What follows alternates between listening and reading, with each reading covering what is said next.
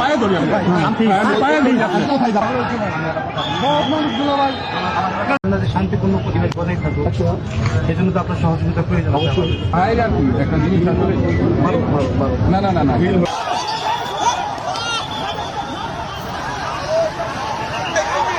ভিডিওতে গত 28 জানুয়ারি এভাবে বিএনপির এমপি প্রার্থী জামাতের এমপি প্রার্থী নুরুজ্জামান বাদলকে হাতে পায়ে ধরেছিলেন ওই রাস্তায় না যেতে, ওই রাস্তায় গেলে সংঘর্ষ বাধতে পারে। এই ব্যাপারগুলো, এই ভিডিওগুলো বিএনপির তরফ থেকে ব্যাপকভাবে ছড়িয়ে দিয়ে দাবি করা হয়েছিল জামাতের প্রার্থী নুরুজ্জামান বাদল একগুঁয়ে হয়ে ওই রাস্তায় যাওয়ার ফলেই সংঘর্ষ বাধে এবং তাদের একজন কর্মী মারা যায়। প্রকৃতির কি অমোঘ বিধান। এই ভোরবেলা যখন ভিডিওটা করছি তখন এই রাতে কিছুক্ষণ আগে রাত 2টার দিকে জামাতের শেরপুর 3 আসনের সংসদ সদস্য প্রার্থী নুরুজ্জামান বাদল মারা গেছেন। নির্বাচনে সহিংসতা হলো, তার একজন কর্মী মারা গেলেন, বিএনপি জামাতের অনেকে আহত হলেন, কিন্তু শেষ পর্যন্ত নির্বাচনটা আর তার করে যাওয়া হলো না, তিনি মারা গেলেন। মারা যাওয়ার যে খবর গণমাধ্যম দিচ্ছে সেই খবরে মিশ্র প্রতিক্রিয়া জনগণের। আমরা কেমন একটা জাতিতে যেন পরিণত হয়েছি যে রাজনীতি আমরা এমন একটা পর্যায়ে নিয়ে গিয়েছি যে মানুষের মৃত্যুও মানুষের মুখ দিয়ে বের করে আলহামদুলিল্লাহ। আমরা কতটা পশু প্রবণ হয়ে গেছি, আমরা কতটা অসহিষ্ণু হয়ে পড়েছি যে আমাদের কখনো কখনো মৃত্যুও এক ধরনের উদযাপনের উপলক্ষ এনে দেয়। জামাতের এই প্রার্থী শেরপুর 3 আসনের নুরুজ্জামান বাদল, তিনি হাসপাতালে কিছুক্ষণ আগে রাত 2টার দিকে মারা গেছেন, সেই খবর নিশ্চিত করছে গণমাধ্যম।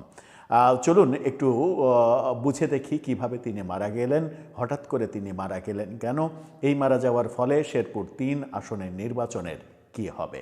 থাকবেন পলিটিক্স টিভির নিয়মিত আয়োজনে।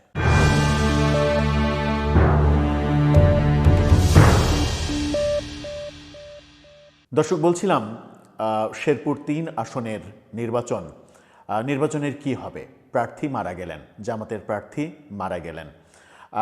নির্বাচনের আরপিও বলছে কোনো প্রার্থী যদি মারা যান নির্বাচন চলাকালীন সময়ে তাহলে সেই আসনের নির্বাচন বাতিল হয়ে যাবে, অর্থাৎ শেরপুর 3 আসনে নির্বাচন আর হচ্ছে না।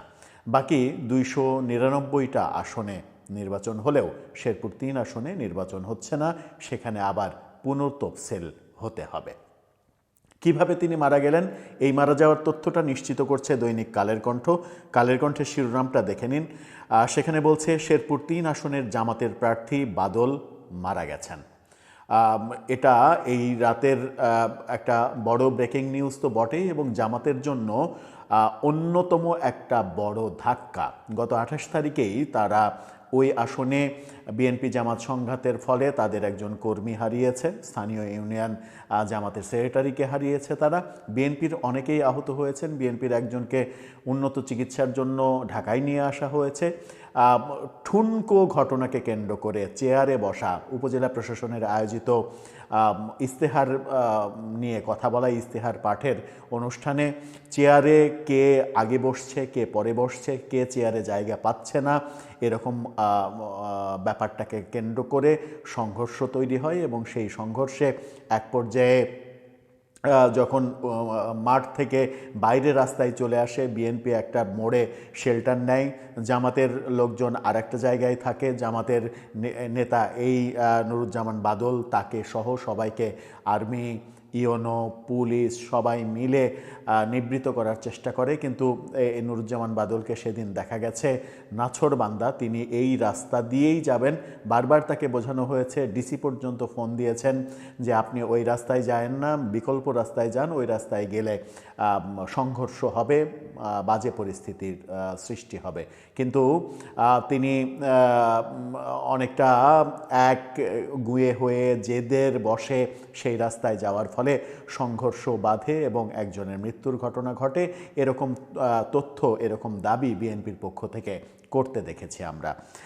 তার মারা যাওয়ার খবর ব্যাপারে কি বলছে গণমাধ্যম, চলুন দেখি।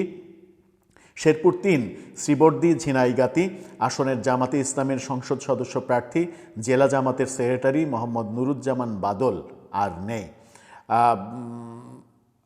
দিবাগত রাত ১:৩০টার পরে ময়মনসিংহের স্বদেশ হাসপাতালে কিডনি জটিলতায় চিকিৎসাধীন অবস্থায় তিনি মারা যান। মৃত্যুর বিষয়টি শেরপুর জেলা জামাত ইসলামের আমির মাওলানা হাফিজুর রহমান নিশ্চিত করেছেন। তিনি জানান, শেরপুর ৩ আসনের জামাত মনোনীত প্রার্থী জেলা জামাতের সেক্রেটারি মোহাম্মদ নুরুজ্জামান বাদল দীর্ঘদিন যাবৎ কিডনি জটিলতায় ভুগছিলেন। শবে বরাতের রাতে রাত ১০টার দিকে তিনি অসুস্থ হলে তাকে প্রথমে শ্রীবর্দী উপজেলা হাসপাতালে নেওয়া হয়, পরে চিকিৎসার জন্য ময়মনসিংহ নেওয়া হলে রাত ১:৩০টার পরে স্বদেশ হাসপাতালে তার মৃত্যু ঘটে। তার মৃত্যুর সংবাদে তার নির্বাচনী এলাকা শ্রীবর্দী ঝিনাইগাতি উপজেলায় শোকের ছায়া নেমে আসে। প্রতিদ্বন্দ্বী বিএনপি প্রার্থী মাহমুদুল হক রুবেল এবং জামাত, বিএনপি, এনসিপি সহ বিভিন্ন রাজনৈতিক নেতারা এই মৃত্যুর ফলে শোক প্রকাশ করেছেন। বিএনপির প্রার্থী যিনি রয়েছেন মাহমুদুল হক রুবেল, এই রুবেলকেই সেদিন ২৮ তারিখে যেদিন সংঘর্ষ হয় সেদিন দেখেছিলাম প্রথম ভিডিওতেই, যেটা আমরা দেখালাম। সেই রুবেল সাহেবই এসে নুরুজ্জামান বাদলকে জড়িয়ে ধরে রিকোয়েস্ট করে তিনি বলেছিলেন যে আপনার পায়ে পড়ি, আপনি এই রাস্তা দিয়ে যাবেন না, আপনি অন্য রাস্তা দিয়ে যান যেন সংঘর্ষ এড়ানো যায়। সেই ভিডিওটাকে কেন্দ্র করে বিএনপি ব্যাপক প্রচার চালিয়েছিল, কিন্তু তার ভেতরে বাইরে আর কি ঘটেছিল সেগুলো তো আর আমাদের পক্ষে পরিষ্কারভাবে জানার কথা নয়। কিন্তু যে কথাটা বলতে চাই সেটা হচ্ছে যে এই যে রাজনৈতিক সংঘাত, এই যে রাজনৈতিক জেদাজেদি, দুনিয়াটা আসলে কয় দিনের, কয় মিনিটের। ২৮ তারিখে যে ঘটনা ঘটল, বিএনপির অভিযোগ যে তার জেদের কারণে সংঘর্ষ ঘটল, সেটা না হয় বাদই দিলাম, কিন্তু এই যে সংঘর্ষ ঘটল, তার একজন প্রার্থী মারা গেলেন এবং তার কর্মীদেরই লাইভ করা, তার দলে থাকা একজনের লাইভ করা অন্তত ১ ঘন্টার বেশি আমি ব্যক্তিগতভাবে নিজে দেখেছিলাম সেদিন।